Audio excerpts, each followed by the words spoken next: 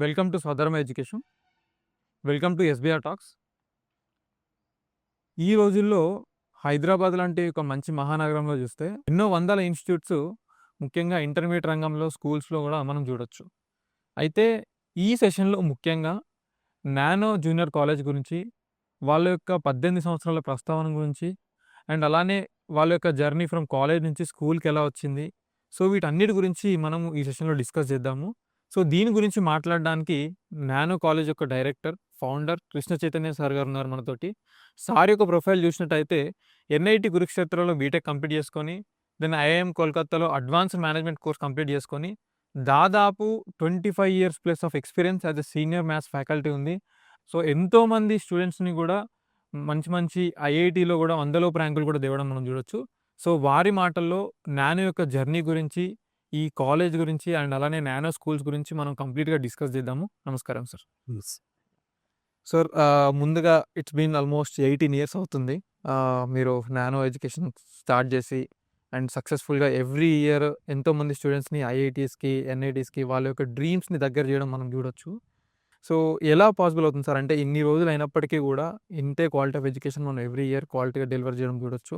So ఎలా possible అవుతుంది ఇదంతా కూడా? So simply, coming into education was not out of compulsion, it was out of my passion.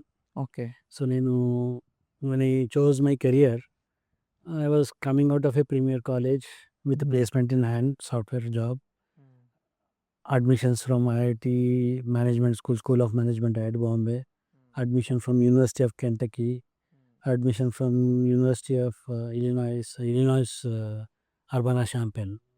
So ఇవన్నీ చేతిలో పెట్టుకొని then I decided to be a teacher. So it is purely out of passion, and when passion is driving you, journey years ఇవన్నీ just numbers అంతే. So it goes on. నానోలో చూస్తే sir, అంటే everything is decision under మనకి student centric ఎడ్యుకేషన్లో ముఖ్యంగా scientific decisions అనేది తీసుకోవడం చూడొచ్చు. సో ఈ రోజుల్లో పిల్లలకి నిజంగా scientific way of decision taking అంటే ఎంతవరకు యూజ్ అవుతుంది అసలు? అంటే ఏంటి సార్? యూజువల్గా చాలామంది పేరెంట్స్ వస్తుంటారు, వింటుంటారు. ఎగ్జాక్ట్గా అకాడమిక్స్లో ఇది ఎలా యూజ్ అవుతుంది? So scientific way of thinking, scientific way of doing things, scientific way of living life, ఇవన్నీ కూడా ఎందుకు ఇంపార్టెంట్ అని అంటే, especially we are living in a age of misinformation. మనము అంటే ఒక 20 ఇయర్స్ బ్యాక్ వెళ్ళి ఇప్పటికీ కంపేర్ చేసుకుంటే, 20 ఇయర్స్ బ్యాక్ ఏమో తినాలంటే తిండి తక్కువ ఉండేది, తిండి కూడా స్ట్రగుల్, ఇన్ఫర్మేషన్ వాజ్ స్ట్రగుల్. ఈ విషయం గురించి తెలుసుకోవాలంటే ఎక్కడో లైబ్రరీకి వెళ్ళి, సిటిజన్ లైబ్రరీలో పుస్తకం ఎతికి, లేదంటే బ్రిటిష్ లైబ్రరీలో పుస్తకం ఎత్తుకో, లేదంటే మాస్కో పబ్లిషర్ దగ్గర పుస్తకం ఎత్తుకో, లేదంటే ఏదో యూనివర్సిటీ ప్రొఫెసర్ దగ్గరికి వెళ్ళి కన్సల్ట్ అయ్యి. Information was not easily available. Information కోసం చాలా కష్టపడాల్సి వచ్చేది, నోట్స్ కోసం కష్టపడాల్సి వచ్చేది, కరెక్ట్ బుక్ ఏంటంటే కష్టపడాల్సి వచ్చేది, వాట్ ఈజ్ రైట్ అని తెలుసుకోవడానికి కష్టపడాల్సి వచ్చేది. ఇన్ఫర్మేషన్ డెర్త్ ఉండేది, ఫుడ్ కూడా డెర్త్ ఉండేది. ఈరోజు నువ్వు చూసుకుంటే ఫుడ్ సర్ప్లస్. వద్దంటే తిండి పెడుతున్నారు, వద్దంటే తిండి, వద్దంటే తిండి, ఎక్కడ పడితే అక్కడ తిండి. నీకు రూపాయలు లేకున్నా రోడ్డు మీద కూడా ఫుడ్ పెట్టేవాళ్ళు ఉన్నారు, మంచి ఫుడ్ పెట్టేవాళ్ళు. So and everybody can afford food. Food surplus అయిపోయింది. ఇప్పుడు వచ్చిన కష్టాలన్నీ తిండి ఎక్కువైనా వచ్చిన కష్టాలు. సిమిలర్లీ ఇన్ఫర్మేషన్ కూడా ఓవర్లోడ్ అయిపోయింది. గూగుల్, ఇంటర్నెట్ ఇవన్నీ వచ్చిన తర్వాత ప్రతి వాడి దగ్గర information overload. Nothing, not even 1% of it is authentic, 99% of it is shit. So ఈ ఇన్ఫర్మేషన్ ఓవర్లోడ్లో ఏం చేస్తున్నాం, ఎందుకు బతుకుతున్నాం, ఏం చేయాలి, ఎవ్రీబడి ఈస్ కన్ఫ్యూజ్డ్. ఏది కరెక్ట్, ఏది తప్పు, ఏమి తెలియకుండా పోతుంది. అట్లాంటి స్టేజ్లో సైంటిఫిక్ థింకింగ్ అంటే everything is dependent on some authentic source. Okay, authentic అంటే ఏంటంటే, ఇప్పుడు న్యూటన్ సూత్రాలు ఉన్నాయి. న్యూటన్ సూత్రం F=ma ఓ సూత్రం చెప్తుంది అంటే F=ma అనే మనం ఫాలో అయిపోతాం life long, unless somebody else comes and disproves it. దాన్ని ప్రాపర్గా ప్రూఫ్ ఒకటి డ్రాఫ్ట్ చేసి, ఇది ఒక ఆథరైజ్డ్ సైకిల్తో ఇన్స్టిట్యూట్ అప్రూవ్ చేసింది, ఓ థీసిస్ డిఫెండ్ చేసుకోగలిగాడు, అది అథెంటిక్ ఏజెన్సీ అప్రూవ్ చేసింది, దాన్ని ఒక మంచి జర్నల్లో పబ్లిష్ చేశారు అన్నప్పుడు దాన్ని మనం వ్యాలిడేట్ చేసుకొని దాన్ని కొలమానంగా తీసుకుంటాం. ఈ కొలమానంగా తీసుకున్న వాటి బేస్ చేసుకొనే మనం డెసిషన్స్ అన్నీ తీసుకుంటాం. This is scientific thinking. Okay. ఒక సైంటిఫిక్ ప్రాతిపదిక. సో దీని ఆధారంగా ఇది నేను చెప్తున్నాను. ఏది చేసినా కూడా దీని ఆధారంగా, దీని ప్రాతిపదికన ఇది ఇలా చెప్పింది కనుక అనేది ఒక ఆధారం ఉంటుంది. So whatever we're doing in Nano has a scientific backing. ఇది ఈ పర్టికులర్ అకాడమిక్ జర్నల్లో proven and this is been tested. దీని రిజల్ట్స్ ఇలా వచ్చాయి కనుక మనం ఇది చేస్తున్నాం. Then only we do it. Similarly పిల్లలకు కూడా అదే అలవాటు చేస్తాం. నువ్వు ఏదో ఇన్ఫర్మేషన్, చెత్త ఇన్ఫర్మేషన్ విని డెసిషన్స్ తీసుకో. We give them proven authentic information. అందుకే నానో యూట్యూబ్ ఛానల్ చూసినా, నానో ఇది చూసినా కూడా we are not into viewership building, we are not into any false propaganda, click bait అంటాం. ఏదో నీకు ఏం చదవకుండా కూడా ఐఐటీ వస్తుందంటే it becomes a click bait. Yes. చదవకుండా కూడా ఐఐటీ, చదవకుండా సచిన రాతాయి. కష్టపడి కుక్క చాకరీ చేస్తేనే వస్తుంది. So we are not going into that sensationalism, we are not going into anything, we are not going into false propaganda. నిజాన్ని ఉన్నట్టుగా ఆధారితంగా దాన్ని మేము చదువుకొని, మేము చూసుకొని, అది కరెక్ట్గా కాదా వెరిఫై చేసుకొని we give information to students and we only ask them to bank on that information, nothing else. So ఇది ఎప్పుడైతే మనకు అలవాటు అవుతుందో ఈ యుగంలో, ఈ ఇన్ఫర్మేషన్ ఓవర్లోడ్ ఉన్న యుగంలో బతకడానికి ఇది నెసెసరీ స్కిల్. ఇది మ్యాండేటరీ. ఇది లేకపోతే ఈ యుగంలో బతకడం కష్టం. కొట్టుకుపోతాం. You get mad, you will be lost. Actually very good insights sir. అంటే this real reason behind scientific approach అనేది, డిసిషన్ మేకింగ్ అనేది కూడా ఇంపార్టెంట్. యాక్చువల్లీ ఈ రోజుల్లో ఇంత అథెంటిసిటీ లేకపోతే కాంట్ సర్వైవ్.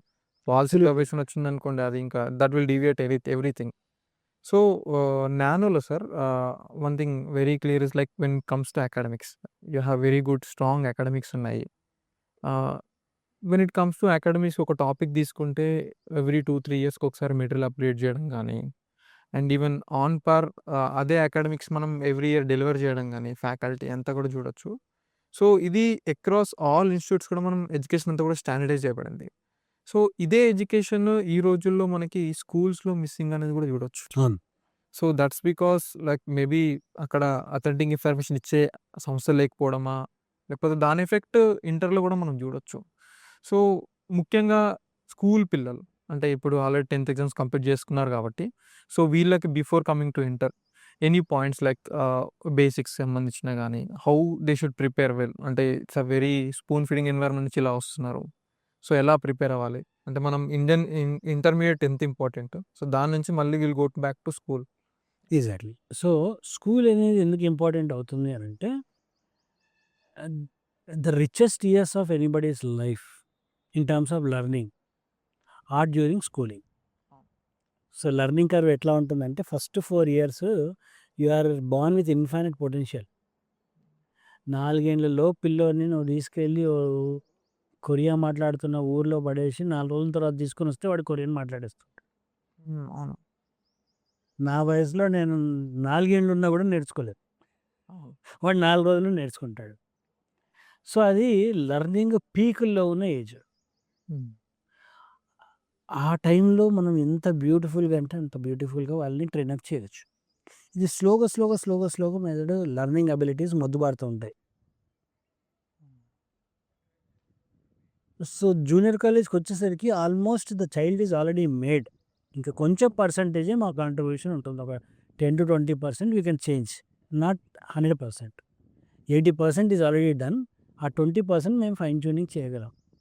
అదే ఇంకా కొద్దిగా బ్యాక్ వస్తే 6th class child, our contribution will be more then 50%. Almost about 60% వరకు కూడా మేము we can reform the child, we can put him into right track, we can put him into right thinking, we can make him do wonders. Can say like upper school టైంలో, upper age ఆ స్కూల్లో. So that is wear we thought our contribution will be more valuable to the children. So that is how, despite spending 17 years in college education, now we are venturing into schools. మాకు కావాల్సిన return ఏంటి అంటే, 2 years ఏదైతే పిల్లోడి మీద నేను work చేసి ఒక అవుట్‌పుట్ తీసుకురాగలుగుతున్నానో, అదే నేను 6 ఇయర్స్ కాలం వర్క్ చేస్తే, that too at from a age where his learning capabilities are grasping. Immense, grasping is immense. అక్కడ నుండి నేను వర్క్ చేయగలిగితే, that returns will be multi folds.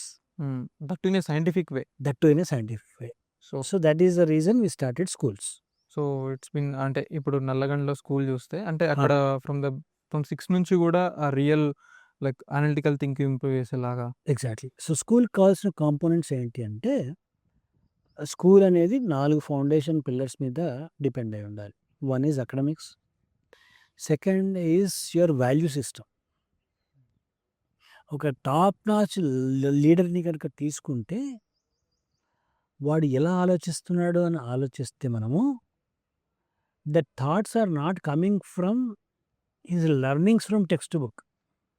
The thoughts are coming from his value system, his purpose, his values. ఈ రెండిటి నుండి వాళ్ళ thoughts evolve అవుతుంటాయి. చాలా క్రిటికల్ డెసిషన్స్ ఉంటాయి. ఆ క్రిటికల్ డెసిషన్స్ ఎక్కడి నుండి తీసుకుంటున్నాడు అంటే, ఒక న్యూస్ పేపర్ ఆర్టికల్ ఇట్లా షేర్లు ఇంత పడిపోతున్నాయి కనుక ఇది చేయమని అంటున్నాడు. ఒక ఎడిటోరియల్‌లో ఆయన ఏదో చెప్పాడు.